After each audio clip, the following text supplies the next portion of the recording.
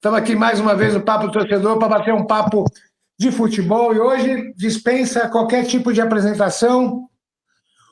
Hoje nós temos aqui o ídolo Cruz Maltino, o goleiro das decisões.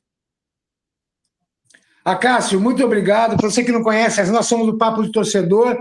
Esse canal é um canal só de torcedores, aberto para os torcedores. A galera daqui a pouco está chegando. Você não repara, as perguntas são educadas, mas é curiosidade de torcedor mesmo, tá bom? Tá bom. Boa Acácio, noite. Boa noite. Eu queria saber de você, assim, para começar, antes de mais nada, agradecer a sua oportunidade e te perguntar se aquele jogo Serrano e Flamengo foi um dos jogos que a gente pode dizer que foi um dos mais importantes da sua carreira. E se você pudesse falar um pouquinho para a gente o contexto desse jogo, como é que foi, assim, os bastidores. Por favor, Acácio. Boa noite, amigo. Boa noite a todos. Na verdade, sem dúvida nenhuma, foi um dos grandes jogos da minha vida, né? Porque foi ali que abriu as portas, né? Para que eu pudesse vir jogar no Vasco.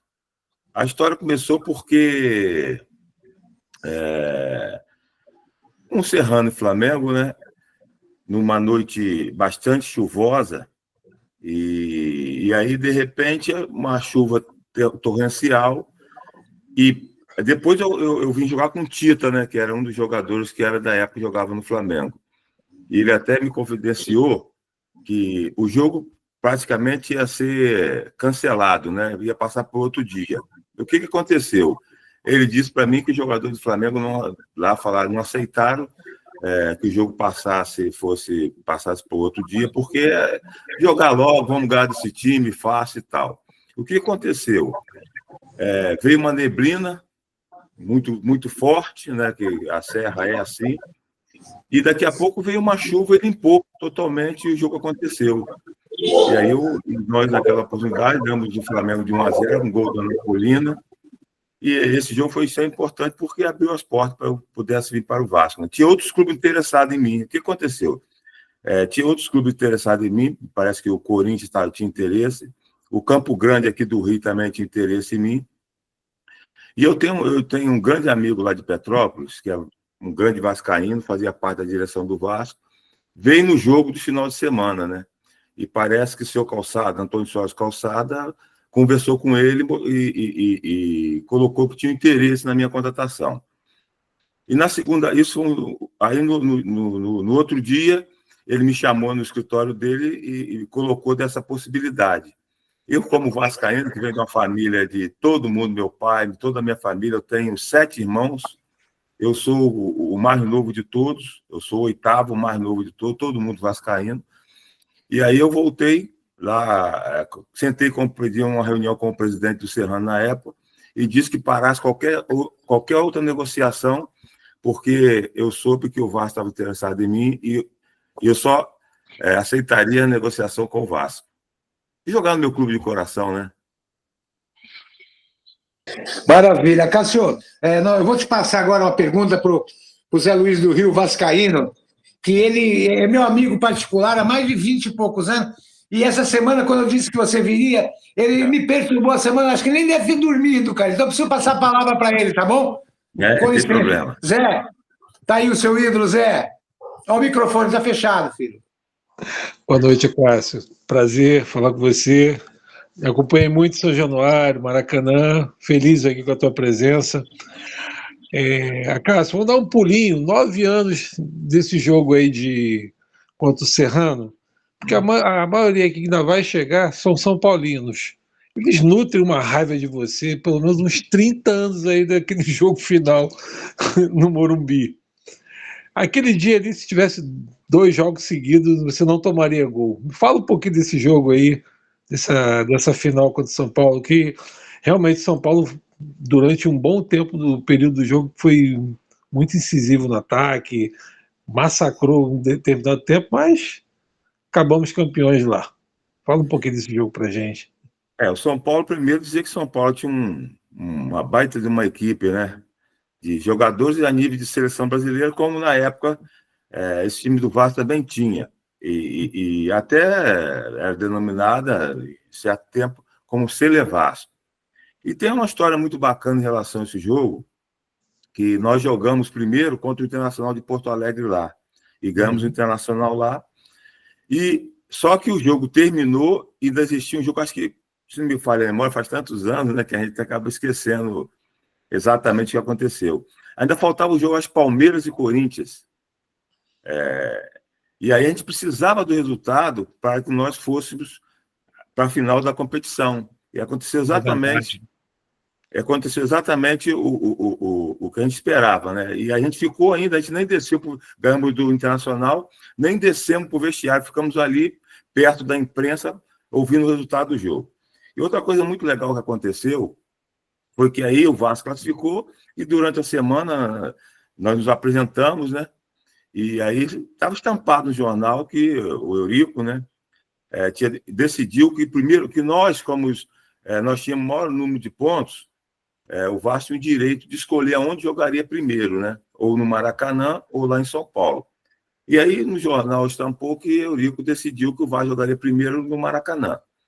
E aí nós, jogadores, reunimos com a comissão técnica, era o Nelsinho o treinador, e falando para ele que o desejo nosso, nós primeiros reunimos jogadores, conversamos, e todos foram unânimes que o desejo era primeiro jogar no Morumbi.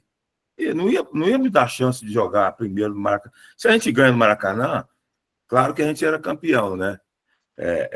Mas o desejo, a gente não podia dar essa chance de jogar no Maracanã. Imagina que a gente empata o jogo e decidir lá no Morumbi. Se a gente perde no Morumbi, a gente ainda dá a oportunidade, a chance de jogar a decisão no Maracanã.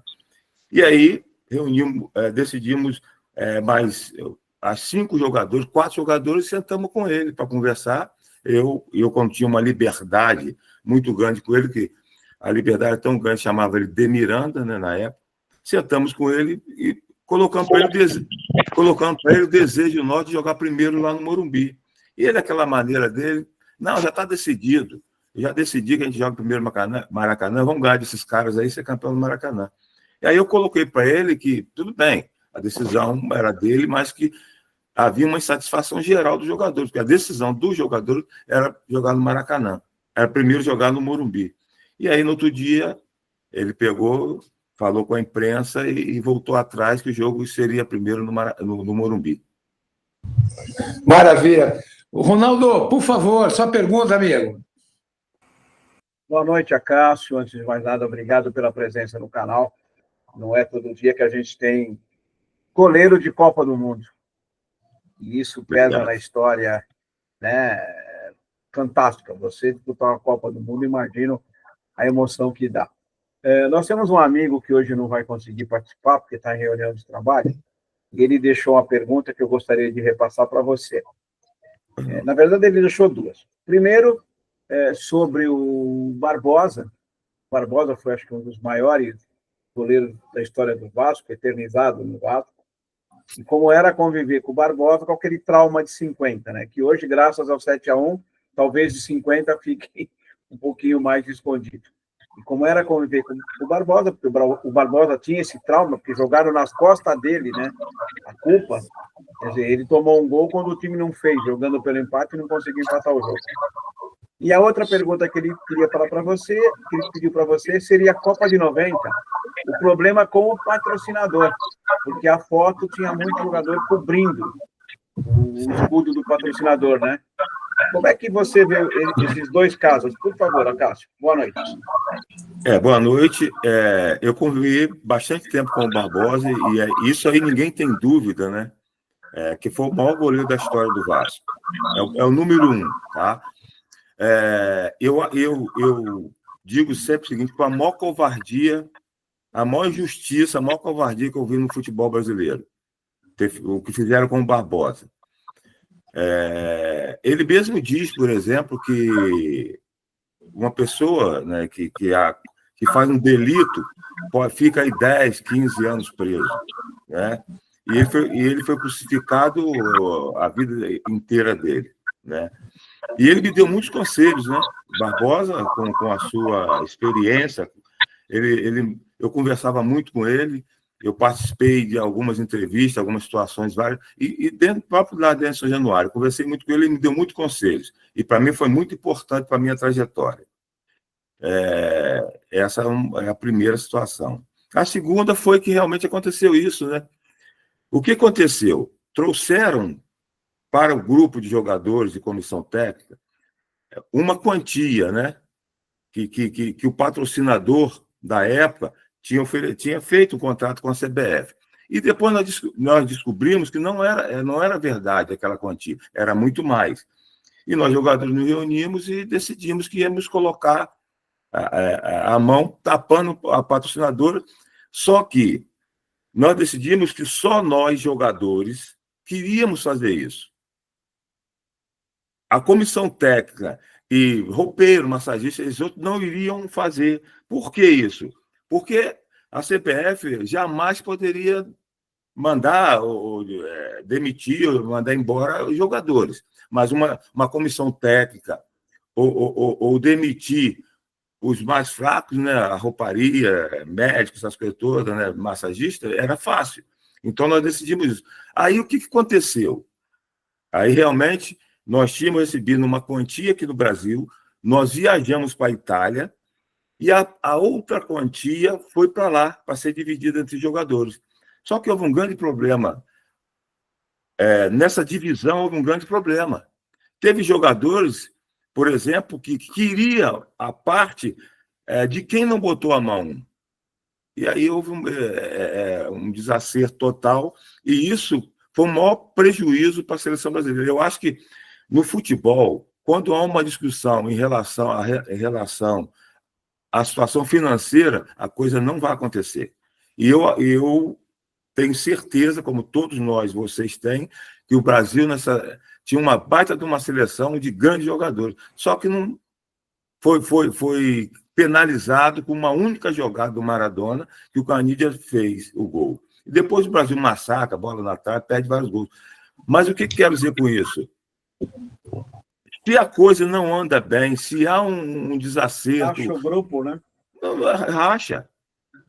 E aí você acaba pagando caro por esses motivos, entendeu? Por isso que aconteceu. Obrigado. Zé Luiz de São Paulo, por favor. Boa noite, Acácio. Tem o Zé Luiz aqui de São Paulo, mas eu sou São Paulino. Mas eu brincando com o Zé, que é nosso amigo aí. Não, sem dúvida, o time campeão de 89 do São Paulo tinha um belo time, realmente. Mas o Vasco sim era uma seleção, né? Você no gol, eu lembro o Luiz Carlos Vinck, lá o Sorato fez o gol, o Bebeto jogava muito bem, o menino estava o Mazinho, o menino que foi para a Copa lá, o Bismarck, né? O time era muito bom. Zé do Carmo, Marco Antônio Boiadeiro. Boiadeiro era um cracaço. Vai da seleção também. Então ficou em boas mãos. E uma coisa que pouca gente não lembra, por exemplo, eu acredito muito no destino, né? Quem era titular nesse time era o Tita. O Tita era titular desse time nosso. Também. E o que aconteceu? Acho que o Tita levou o terceiro cartão amarelo, machucou, e aí jogou o Sorato, acabou fazendo o gol. Mas o lateral direito do São Paulo foi o Neto, que também era reserva, né? Que o Sorato fez gol em cima dele. Eu não lembro quem era o titular. Era o Zé Teodoro, não? Estava suspenso. Eu acho que era o Zé. Jogador de seleção brasileira. Zé Teodoro, Ricardo Rocha, Raí, Bobô. Duas seleções. Nelsinho, acho que era o lateral esquerdo, era de seleção. Era duas seleções. Edivaldo na ponta esquerda, né? Outro baita jogador, né? E o Tilico, né? Que era rápido pra caramba, né, Cássio? Vascaíno, o Tilico. Nosso amigo que participou aqui também. O Tilico, por exemplo, nunca foi uma seleção brasileira, mas era jogador de seleção brasileira. Era bom. Ele é decisivo. E jogador que jogou no Vasco também, Mário Tilico. Nem sei se foi formado no Vasco, mas acho que ele foi formado no Vasco. Cássio, deixa eu aproveitar, já que você é goleiro. Outro dia, assim, eu também tenho a sua opinião. Eu vi uma entrevista do Emerson Leão, que esse aí, por mais mala que ele seja, ele conhecia do artigo lá. Muito. Esse talvez tenha sido o maior. Eu tô com 61 de idade. Eu classifico como o melhor goleiro que eu vi no futebol brasileiro. Tivemos vários, né? Vários, mas não vou entrar nesse mérito. Por exemplo, a Copa de 90, os três que foram, o Tafarel era unanimidade. Foi você Sim. e o Zé Carlos. Em 2002, os três eram muito bons que foram. O Marcos, o Rogério Ceni e o Dida. Qualquer um dos três estava em boas mãos. Sim. Agora, eu tenho uma coisa que me incomoda. Você pode dar opinião ou não. Por exemplo, o Fábio, esse goleiro que até hoje está no Fluminense, ele começou no Vasco, se eu não estou louco. Não, na verdade, o Fábio é de um time, ele foi formado num time, acho, de Maringá, União Bandeirantes. União Bandeirantes. Tá. Isso. Mas veio o Mocinho pro Vasco. Mocinho. Veio. Esse cara, pra mim, é uma judiação nunca ter ido pra uma Copa do Mundo. Eu acho ele bom em todos os fundamentos. Pode ser que você não ache, entendeu? Ou um de vocês aí. Mas você vê, o futebol tem essas coisas, né, velho? Entendeu? É outra, na minha opinião, outra grande justiça, o Fábio. Não vou nem não ter ido a uma Copa do Mundo.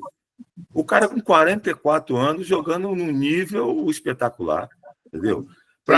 Hoje, no futebol brasileiro, é o melhor goleiro do futebol brasileiro hoje é o Fábio. Quer dizer, hoje não, o Fábio sempre foi muito bem. Ele ganhou tudo no Cruzeiro. Um goleiro excepcional, cara. Não ter ido a uma Copa do Mundo, né? Para mim foi uma justiça. Também acho. Ô, Acácio, foi você que descobriu o Jefferson, Acácio? Olha só, ele falou aí do Fábio, eu nem gosto de falar dessas coisas, porque é muito fácil, né? Depois que o cara chega a esse nível, a pessoa. Mas eu trabalhei em todas as categorias de base da seleção brasileira.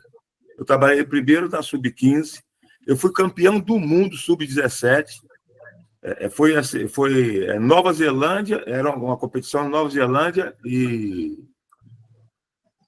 outro lugar. Eram dois países, que é encostado ali, que eu esqueci agora o nome. E eu fui campeão mundial Sub-17, eu trabalhei no Sub-20. E teve um período, quando você ficava muito tempo sem competição, né? E eu tinha um grande amigo chamado Nilson Gonçalves, que era o supervisor das categorias de base, e ele arrumava coisas para nós fazermos para a gente receber, né? E ele fazia alguns torneios.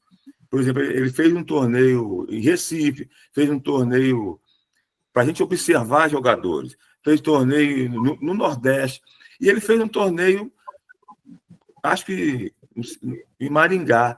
E aí, quem viu, na verdade, o Fábio já tinha passado por alguns clubes antes, no Atlético Paranaense, não ficou, ou coisa assim. E eu fui lá fazer esse jogo, e eu observei o Fábio com 19 anos. E cheguei no Vasco e falei para acho que o supervisor Isaías Tinoco falou para o Eurico, tem um goleiro no União Bandeirantes, vocês podem trazer esse goleiro. E na minha relação de convocação para Sub-20, eu coloquei o nome do Fábio. Só que as pessoas, não vou citar nome, mas lá dentro, falaram assim, como é que nós vamos convocar um jogador do União Bandeirantes para a seleção brasileira Sub-20? Eu falei, tá bem, tudo bem, mas que é um goleiro que pode ser convocado, pode. E eu, como fazia reuniões na CBF, eu descobri lá dentro que o Elton ia ser convocado para, não sei se era Olimpíada, uma competição importante, ele ia ser convocado. E o Vasco precisava de um goleiro. Foi aí que eu cheguei e coloquei o nome do Fábio na mesa, e o Vasco acabou contratando o Fábio.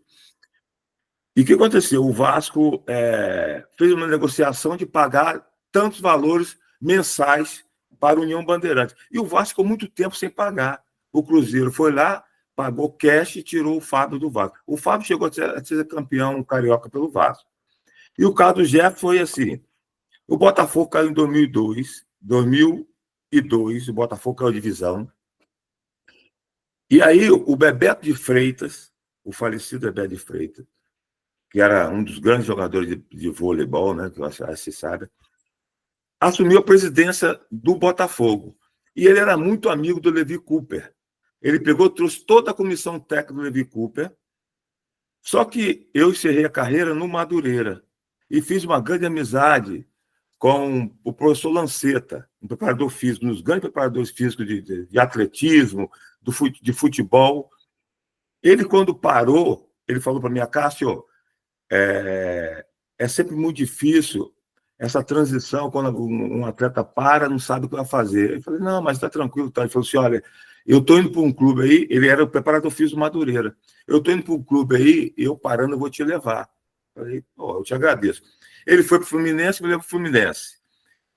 E quando o Bebeto de Freitas assumiu a presidência do Botafogo, ele levou o Lanceta como supervisor, um cara geral ali para tomar conta do Botafogo. E quando o Bebeto trouxe toda a comissão técnica do Levi Cooper, o Lanceta botou na cabeça do Bebeto que essa comissão técnica ia ficar extremamente cara para o Botafogo. O Botafogo um problema seríssimo financeiro. Pelo menos vamos botar... Fala com o Levi, pelo menos botar um goleiro nosso aqui e tal. E o Levi aceitou, quando levaram para o meu nome, para o seu treinador de goleiro do Botafogo, na Série B de 2003, o Levi aceitou. E aí começamos a trabalhar, né? Começamos a trabalhar meio de ano, se preparando para o Campeonato Brasileiro da Série B, que subiu o Botafogo, foi um campeonato extremamente difícil para o Botafogo subir, subiu o Botafogo e Palmeiras, na época. E aí, nessa situação, o Levi começava a dar treino e deixava o celular na minha mão, para eu atender telefone de empresários, pessoas querendo colocar jogador, que o Botafogo praticamente desfez quase do plantel inteiro, que é a divisão, né? E aí eu tentando ajudar o Levi, atendia, falava Levi e tal, papapá. Aí o Levi virou para minha casa, a gente tem que contratar um goleiro, cara. Só temos o Jefferson aqui, porque o goleiro que estava no Botafogo era o Carlos Germano. O Carlos Germano acho que tinha caído com o Botafogo. E aí o Carlos Germano não quis continuar na Série B do Botafogo. Ele pegou e foi embora. Acho que foi embora até o Paysandu, se me falha a memória. E aí Levi na minha casa, a gente tem que contratar um goleiro, cara. E o Levi ficou muito amigo meu, falou, olha, isso aí vai ficar na tua responsabilidade. Eu peguei e falei, Levi, olha só, tem um goleiro que você conhece bem, que já trabalhou no Cruzeiro. Ele está massacrado no Cruzeiro, ele é jovem, tem apenas 19 anos, mas é o Jefferson, cara, um baita de um goleiro, vamos trazer ele, cara. Você trabalhou no Cruzeiro, acho que fica fácil essa negociação e tal. E a cara, eu tinha esquecido. Aí o Levi pegou, entrou em contato lá, junto com o Bebeto, e trouxe o Jefferson Botafogo. O que aconteceu? Rapidinho, só para... O que aconteceu? O Jefferson foi na reserva do Max. Fica à vontade. Aí, o Jefferson é convocado para a Seleção Brasileira Sub-20 na reserva do Fernando Henrique. E bem preparado, não por mim, não, porque eu fui treinador de goleiro do Botafogo há mais de 5 anos lá.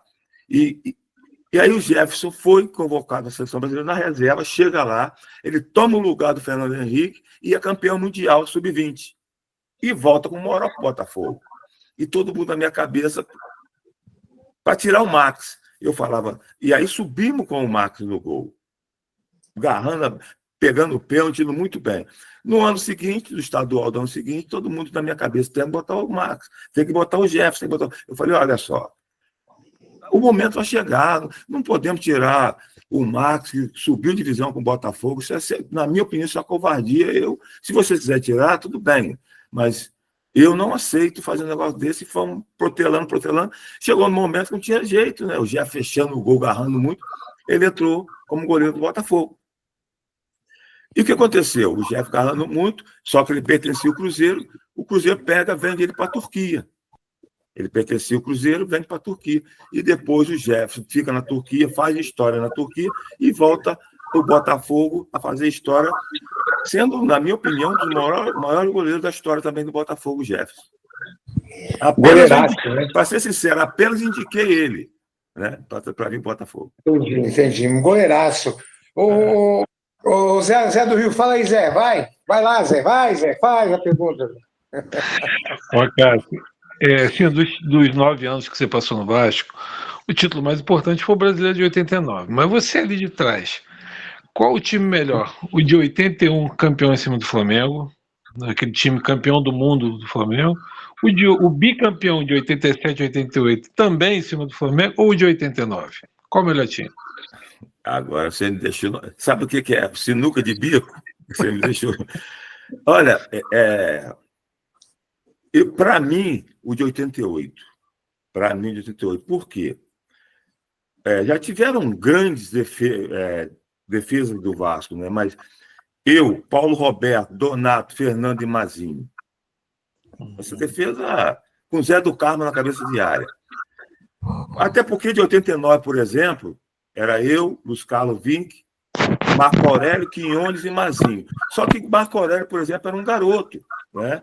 E foi bem demais no Vasco e foi depois vendido para Portugal, foi para a Inglaterra, mas até então ninguém conhecia. Quinones era um jogador meio incontestável, um baita de um zagueiro meio incontestável, né?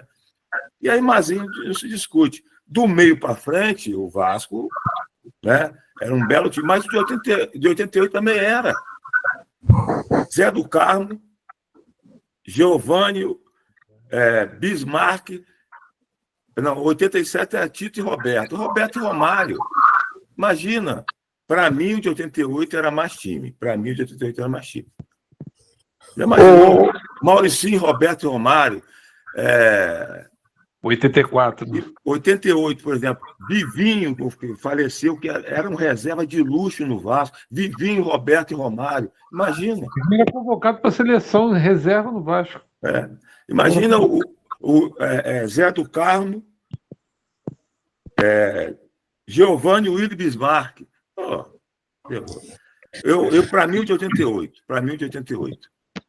Ô, Acácio, como eu te falei, né, que a gente é tudo torcedor, eu queria te pedir uma gentileza da sua parte, se você não se incomodasse, quer ser que a entrevista gere em torno de você, mas se você pudesse falar um pouquinho para a gente do seu convívio com o Roberto, cara. O que você pode falar de especial, assim, ele como pessoa, assim, bastidores de vocês, com você, com o Roberto, que eu sei que você dividiu concentração com ele durante muito tempo, não é isso?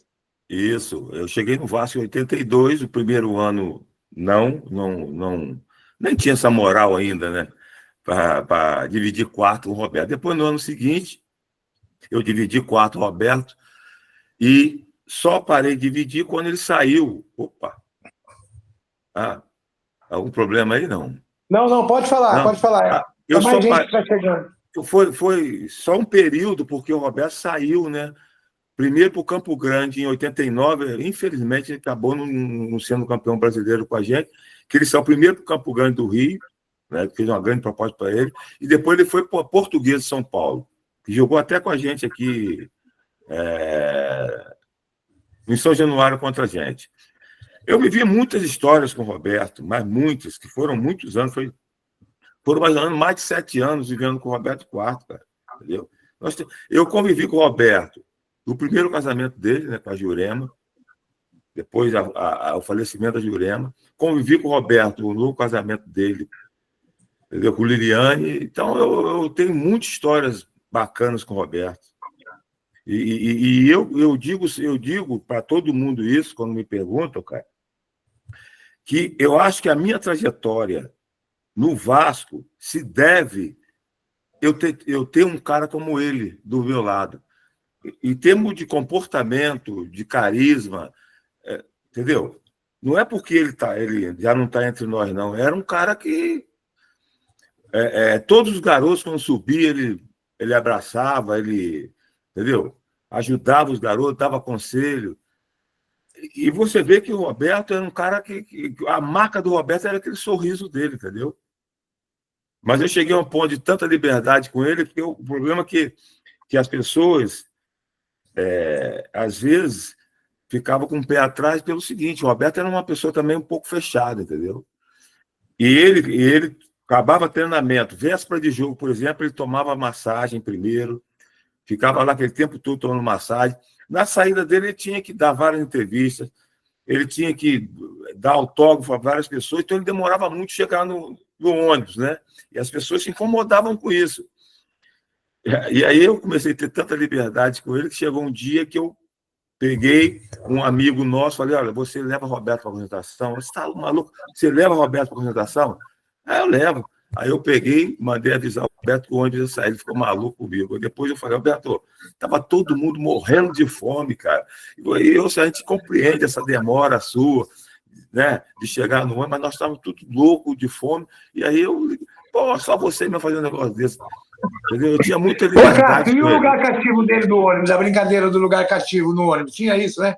Isso é verdade. Quando chegava um jogador novo, né, exatamente por isso que ele demorava um pouco, né, de chegar no ônibus, chegava um jogador novo, não sabia, ficava olhando onde ia sentar. Aí a gente falava: essa cadeira é vaga, pode sentar. Aí daqui a pouco chegava o Roberto, começava a olhar para o cara olhava para o Roberto. Aí começava a brincadeira, isso acontecia realmente. Quando chegava o jogador longe, a gente mandava acertar na cadeira. Deixa eu fazer só um comentário em cima disso aí, ô Cássio, por favor, desculpa aí, Fábio. Você Dele falou que a muito cadeira. da Não, sua mas convivência normalmente. com o Roberto, né? E das resenhas, obviamente, você ter. Caiu? Será que caiu? Não, Caiu? tá ouvindo a gente aí, Cássio? A dele parece que travou. Ah, voltou. Voltou. Só aproveitando, já que você falou do Roberto, assim, nessas resenhas que você teve, você já estava no Vasco 82, 86. Ele comentou alguma coisa das injustiças dele na Copa de 82, 86? Fez alguma confidência com você? A injustiça que ele teve nessas duas Copas? Sim. Principalmente sim. Ele falava sobre isso, cara. O jogador que o Roberto foi, pô.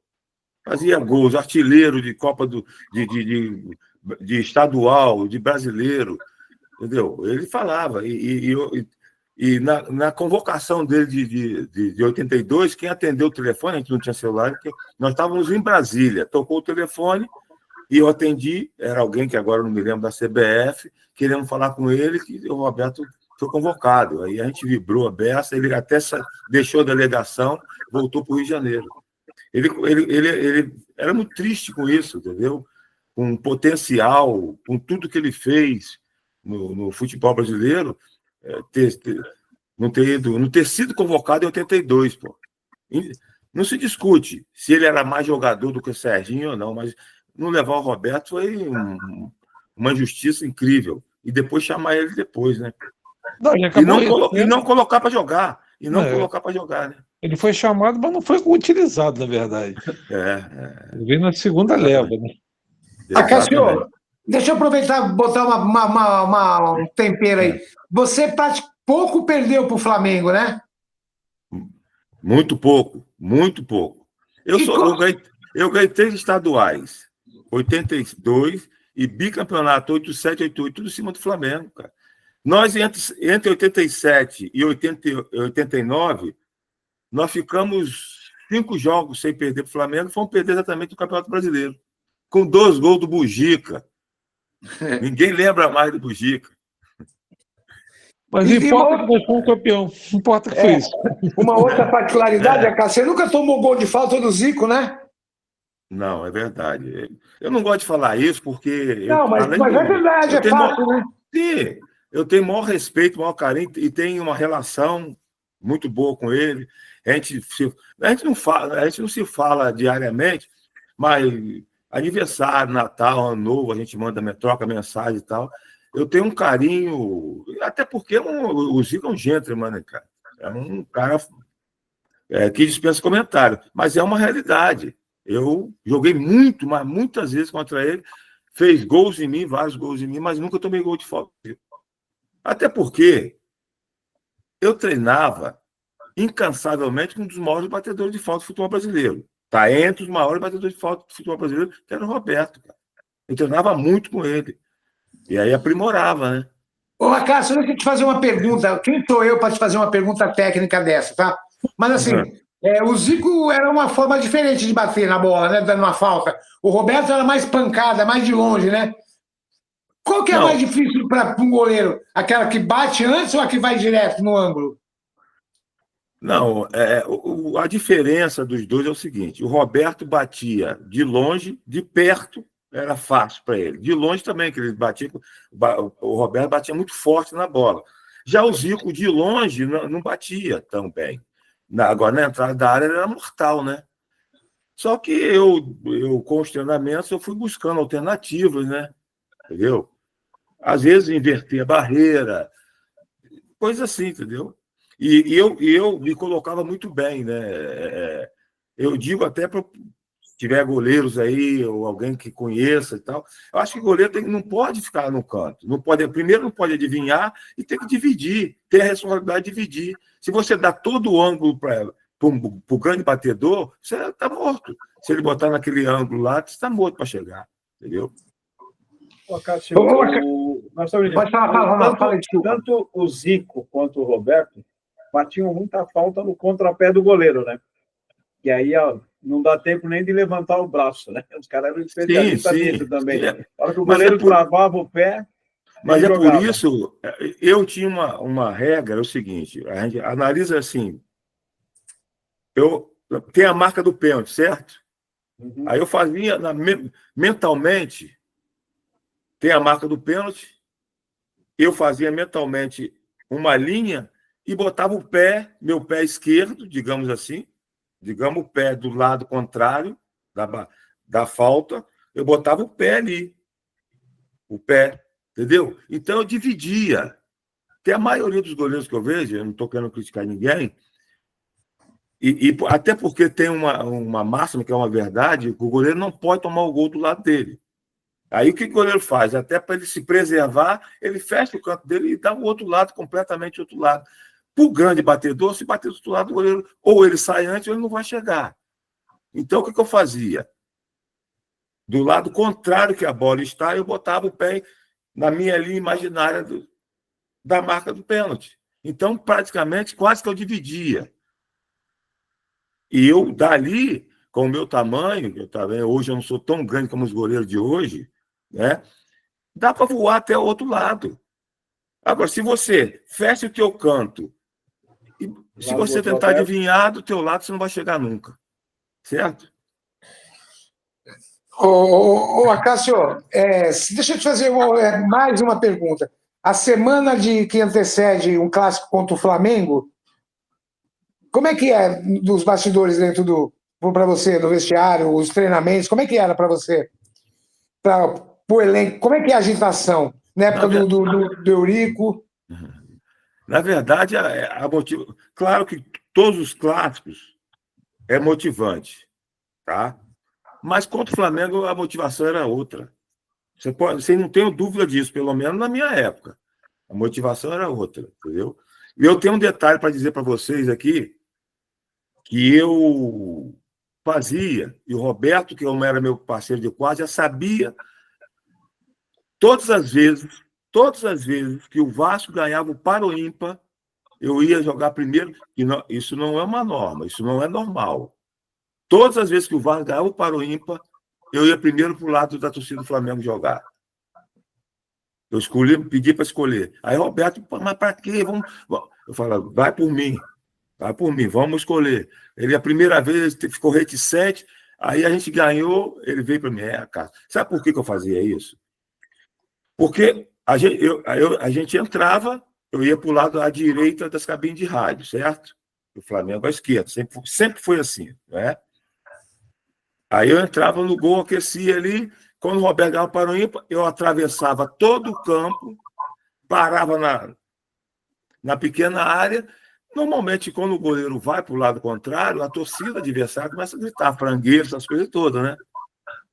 E a torcida do Flamengo começava a gritar frangueiro e aquele negócio todo xingando, e eu parava e ficava olhando para a torcida. E o treinador de goleiro aqui gritando, vamos, Cássio, vamos, calma. E aí a torcida ia abaixando o tom. Aí eu ia para o gol. Sabe o que acontece com isso? E depois eu passei para o Carlos Germano isso, eu passei para o Martim Silva isso, e passei para alguns goleiros do Vasco, que hoje, infelizmente, eu não tenho tanta entrada, porque até respeito isso, né? É muito fechado hoje, o centro de treinamento é muito fechado para a gente ir lá. Entendeu? Eu acho que até que se eu quiser, eu vou.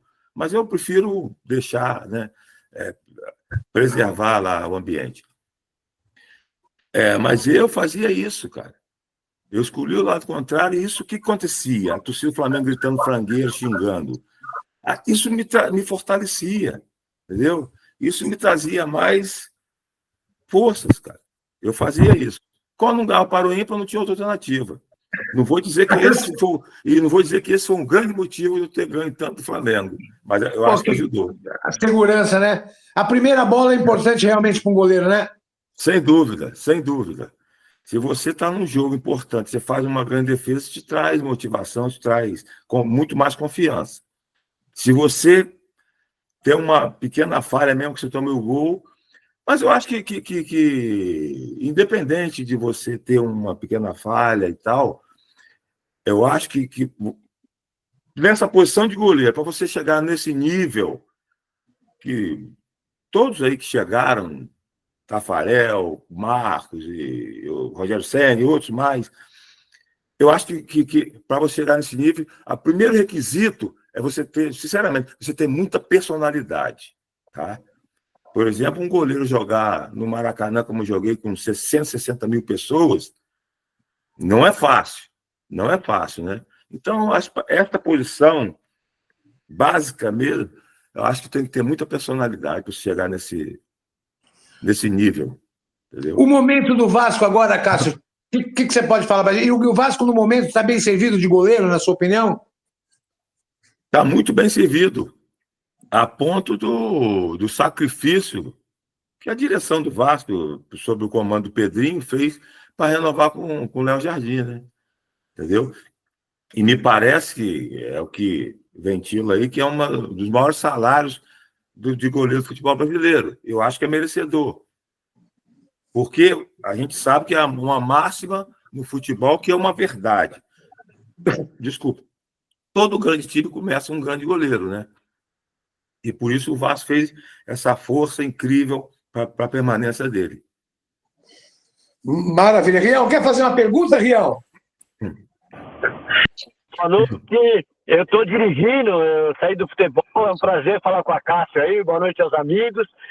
Eu estou pegando no meio do caminho, mas eu queria saber de você quem foi os goleiros da sua inspiração, não sei se você já falou isso, mas quem foram os goleiros da sua inspiração na sua infância?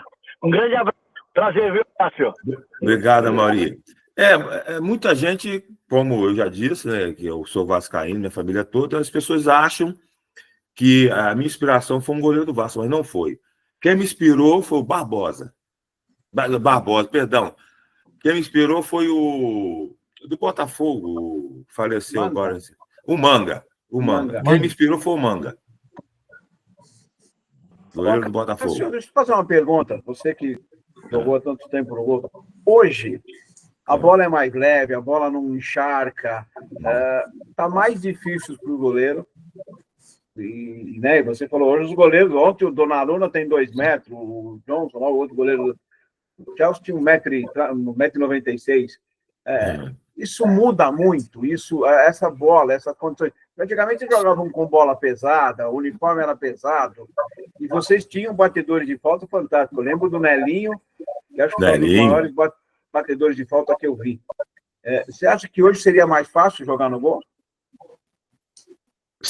Olha, tem algumas questões que fazem que eu penso que seria mais fácil jogar hoje.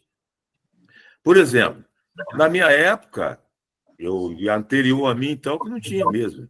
O primeiro treinador de goleiro parece que foi o Valdir de Moraes, a começar a trabalhar goleiro, ex-goleiros. Nós não tínhamos. Se eu falar isso, eles não vão acreditar. Sabe quem foi? Quando eu cheguei no Vasco, sabe quem que era o treinador de goleiro do Vasco? Vanderlei Luxemburgo. Porque batia bem na bola e tal, ele que era treinador de goleiro. Até treinava bem goleiro, porque batia bem na bola. Mas e agora? Na hora da correção? E eu acho até que os goleiros, não que os goleiros brasileiros antes de mim não eram bons, mas eu acho que houve uma evolução. Houve uma evolução dos goleiros brasileiros quando os goleiros começaram a ser treinados por ex-goleiros. Nós não víamos antes. Hoje nós temos vários goleiros brasileiros jogando no exterior. Já tivemos outros, vários, como Tafarel e outros, né? Mas nós temos vários goleiros hoje jogando no exterior, a titular de grandes clubes do futebol mundial. Então houve uma evolução. E eu, particularmente, acho que era mais difícil. Hoje a bola é mais leve, claro que dificulta um pouco mais, mas eu prefiro jogar com a bola de hoje do que jogar com aquela bola de couro na chuva extremamente pesada. Se batesse mal no dedo, quebrava o dedo. Na minha opinião, era muito mais difícil. As luvas hoje são umas luvas maravilhosas, entendeu? E eu, quando cheguei no Vasco, eu dei a sorte, por exemplo, de ter um patrocínio da Adidas. Mas era uma luva só. Era uma luva para treino e uma luva para jogo. E hoje, qualquer goleiro titular de uma grande equipe, ele tem o patrocínio do material esportivo que dão 8 luvas para eles. Entendeu? O material, por exemplo, era pesado. Eu, por exemplo, eu nunca joguei de manga curta. Eu sempre joguei de manga comprida. Hoje o goleiro joga de manga curta, com um outro material por baixo, muito mais leve, muito. Entendeu? Eu particularmente acho que o futebol hoje, para o goleiro, se tornou mais fácil do que antes. Ô, Cássio, o jogador de futebol costumava sempre de amolecer a chuteira na época. O goleiro, você tinha alguma superstição com a luva? Por exemplo, uma luva para treinar, outra para jogar. Você não sentia diferença? Você treinava com uma e depois tinha que jogar com outra? Não fazia diferença em dia de jogo isso? Não fazia, não, porque a luva de treinamento ela desgastava muito, né? Uhum. E aí tinha sempre uma luva guardada para jogo, entendeu? Porque a luva é um material essencial para o goleiro. Em relação à chuteira, eu não fazia isso. Não fazia isso até. Mas a maioria dos grandes jogadores, ele pegava a chuteira e dava para alguém amaciar, sim. Eu nunca fiz isso, mas dava sim. Zé do Rio, aproveita aí mais uma pergunta para a gente poder liberar o Acácio, por favor. O Acácio, na verdade, quando você jogou no americano, o Eduardo Viana era presidente da federação, não chegou a presidir o americano, não, né? Não, que eu saiba, ele nunca foi presidente do americano. Ele é presidente de honra do americano, né? Ele é presidente da federação. Mas ele. Desculpa. Eu não joguei no profissional do americano. Você chegou, passou por lá, né? Não, passei pela base do americano. Na época, hoje a denominação é sub-15, sub-20, sub-17. Antes era dente de leite, infantil e juvenil. Eu passei pelo americano no dente de leite, mas profissional não. Eu fui profissionalizado com 17 anos por um clube chamado Rio Branco de Campos. Eu sei de Campos, sim. Aí fui prestado para o Goitacás, estive em Mato Grosso no Operário, mas não fiquei lá, não quis ficar. E aí depois eu fiz vestibular para Direito em 79, passei. Meu pai, que era meu grande incentivador, tinha falecido em 78. Eu fiz vestibular para Direito e passei. Chegou em 1980, eu praticamente não ia jogar futebol mais, ia encerrar a carreira. E aí chegou um amigo meu, né, Ronaldo Soares Bastos, que tinha sido supervisor do Goitacás. Na época eu estava lá no Goitacás, ele tinha ido para o Serrano, em Petrópolis, e foi na minha casa fazer um convite para eu fazer um teste no Serrano. E eu disse para ele que não ia fazer teste, porque eu não ia jogar mais bola, ia encerrar a carreira, que eu ia fazer vestibular para Direito. Ele foi num amigo meu, um amigão meu, que jogava no Serrano, para ele fazer minha cabeça. E ele veio e falou, pô, vamos lá, cara, ele vai pagar passagem, vamos passear, vamos lá. Lá é bacana, cara, tem todos os domingos, sábado, eu acho, ele falou assim, tem um grupo lá, Furacão 2000, que fica lotado. Falei, então vamos. Peguei, fui, fiz o teste, passei e acabei. Aí o Ronaldo, outro dia, não sei se você viu falar no Denilson, Reis do Lucas, jogou no Fluminense, já ouviu falar, não? Denilson, Fluminense, sim. Ele era o treinador do Serrano na época, ficou louco no treinamento comigo e queria que eu ficasse de maneira. No outro dia, o Ronaldo chegou e falou assim, arruma tuas coisas que nós vamos voltar para Campos. Eu falei, beleza, vamos voltar. Peguei, entrei no carro dele, ele pegou, parou no meio do caminho, vamos tomar um café. Eu falei, vamos. Ele virou para assim, olha só, Cássio, vou te falar uma coisa para você não pode falar isso para ninguém. Eu falei, mas o que foi? Você vai ser o maior salário do Serrano. Me lembro como fosse hoje. Você vai pedir ao presidente 6 mil reais. 6 mil, na época, eu nem lembro qual era o dinheiro da época. Aí eu falei, não, mas eu não quero, cara. Eu já falei para você, eu não quero. Eu vou para Campos, eu vou ficar lá e tal. Então, foi o seguinte, você vai chegar lá, vai falar com o presidente que você quer um carro de luva. Aí eu, sabe, é o sonho, né, de ter um carro e tal. Bom, mas aí peguei, fui com ele aceitou lá com o Rio Branco, eu voltei para Petrópolis e ajeitei com o presidente. E aí eu fiquei do Serrano. E que carro era, Cássio? Vocês não vão acreditar. Uma Brasília amarela, com volante de madeira, marchazinha de madeira, a coisa mais linda do mundo. Brasília amarela. E você trouxe ela para o Rio? Quando você veio para o Rio? Hã? Trouxe ela para o Rio? Trouxe para o Rio, trouxe. Quando cheguei no Vasco, e aí o que acontecia? Os jogadores, para brincar comigo, quando eu passava, chegava, eles ficavam dando com a mão, porque o táxi no Rio é amarelo, né? Então, fosse pegar o táxi comigo. Cássio, deixa eu te contar uma coisa. Em 89, eu estava no Morumbi, e aí um amigo meu chegou assim, falou assim, pô, será que dá para empatar? Aí eu falei, não vai dar não. Porque o Zé falou uma coisa, é verdade. Podia jogar 2 jogos sem ia tomar gol. A gente pode dizer que no segundo tempo, aquelas 2 cabeçadas que você pegou foram suas maiores defesas ou aquela cara a cara com o Zico? Qual foi para você a mais emblemática? Não, a mais emblemática foi essas 2 cabeçadas contra o São Paulo no Morumbi, né, no Campeonato Brasileiro, fora de casa. E eu considero, claro que o chute é sempre difícil, mas a cabeçada para o chão é extremamente difícil. Até porque a maior defesa já feita pelo goleiro foi a cabeçada do Pelé com o Banks. Goleiro inglês. Entendeu? Eu ia brincar com você. Cara, fiquei muito pé com você, cara. Não, mas... Com todo respeito, xinguei muito, cara, aquele dia. Eu me transformava. Eu tinha um aniversário para isso, eu jogos consegui estragar minha festa. É mesmo.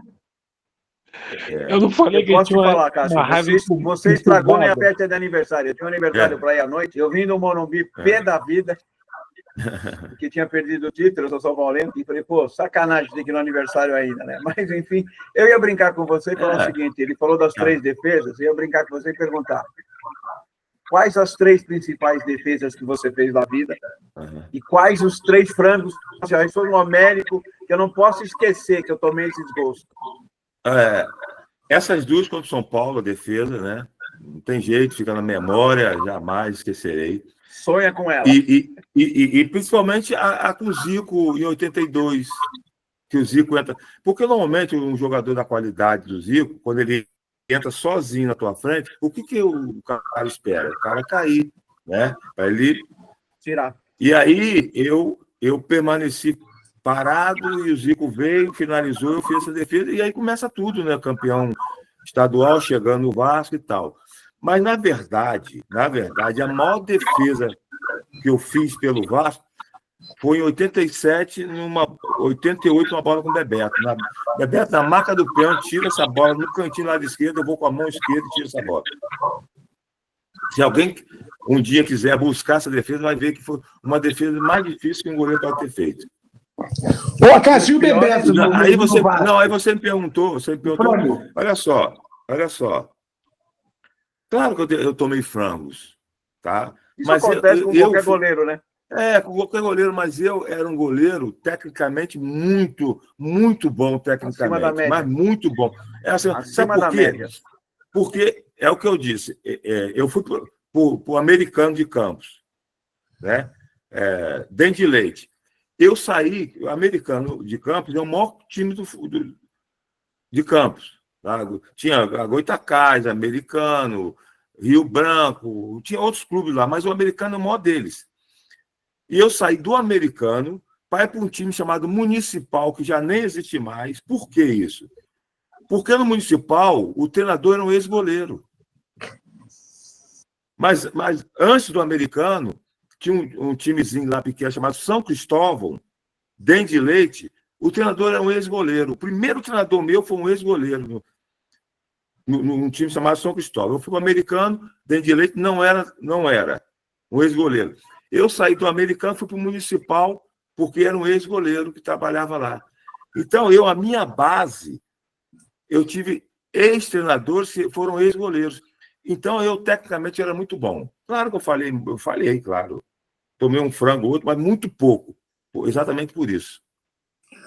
Bom, Cássio, eu queria aproveitar, se você pudesse falar para a gente rapidinho, para a gente encerrar, da sua participação direta ou indireta da contratação do Bebeto no Vasco. Se você pudesse contar para a gente essa historinha. Nós estávamos na seleção brasileira, lá na Grande Comari, e estava aquela novela da renovação de contrato do Bebeto. E eu fui um jogador que eu sempre tive uma relação com meus adversários, nunca tive problema com ninguém.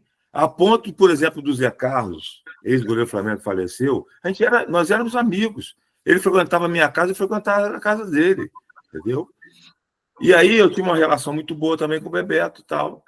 Eu cheguei pro Bebeto assim, falei, Bebeto, como é que tá a sua situação lá no Flamengo? Ele, Cássio, tá muito difícil, cara. Eu tô fazendo um pedido e os caras não querem aceitar.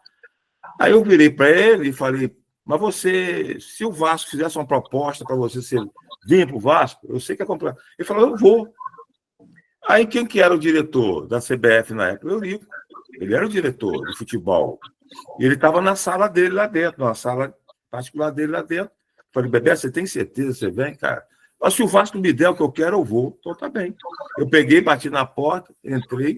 Eurico, que foi a casa? Entra aí e tal. Falei, ó, Bebé, o presidente do Vasco era Antônio Soares Calçada. Mas Eurico mandava muito, né? Peguei e falei, olha, tem uma situação aí que você não vai acreditar. Mas qual é a situação? Eu falei com o Bebeto agora, ele falou que se o Vasco fizer uma proposta, ele aceita vir pro Vasco. Aí, cara, ele mandou chamar o Bebeto, sentou lá e tal. E tinha uma pessoa que eu conhecia também muito bem, que era o cara que comandava lá o Yacht Clube Jardim Guanabara, na Ilha do Governador. Eu morei muitos anos na ilha, né? Zé Moraes. E aí, pô, eu falei, Eurico, quem comanda, quem resolve o Bebeto é o Zé Moraes. Ih, Zé Moraes é meu amigo e tal, não sei o que e tal. Eu sei que foi uma confusão danada. E no outro dia, acho que o Flamengo descobriu que o Bebeto estava conversando com o Vasco, para vir para o Vasco. Eu sei que vem um carro, vem 2 carros, e eu vejo que era o Márcio Braga, ele nem era o presidente do Flamengo na época. Mandava muito o Flamengo. E aí eu peguei, avisei o Eurico, né? Ó, tá subindo esse carro aqui, os caras do Flamengo. O Eurico mandou barrar os caras, foi uma confusão danada. Quer dizer, eu dei a dica para o Bebeto vir para o Vasco. Foi assim. O Antônio Lopes era bravo, Cássio? Brabíssimo, muito.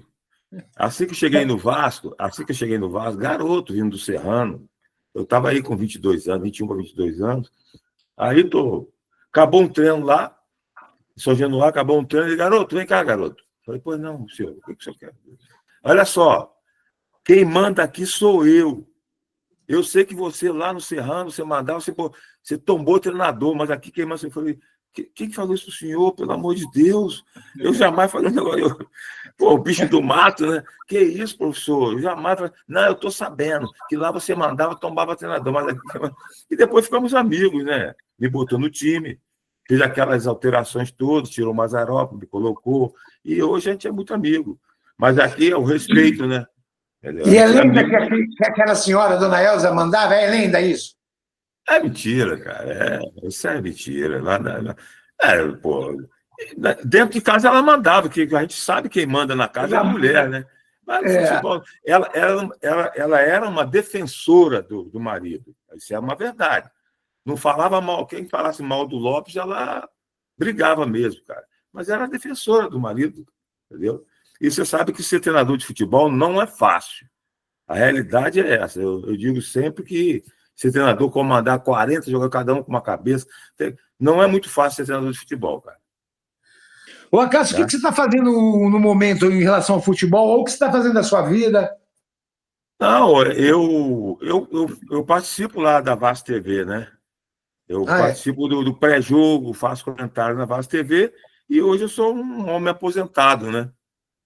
Graças a Deus. É isso aí. Gente, eu queria agradecer a todo mundo. Cássio, obrigado, viu, cara, pela participação. Pô, obrigado, desculpa aí qualquer coisa, espero que você tenha gostado. Muito. Tá, é isso aí. Zé do Rio, tá beleza? Bom, obrigado mesmo, Cássio. Foi um prazer falar com você. Obrigado pelos títulos, pelas vitórias em cima do Flamengo, sempre. Obrigado, foi um prazer.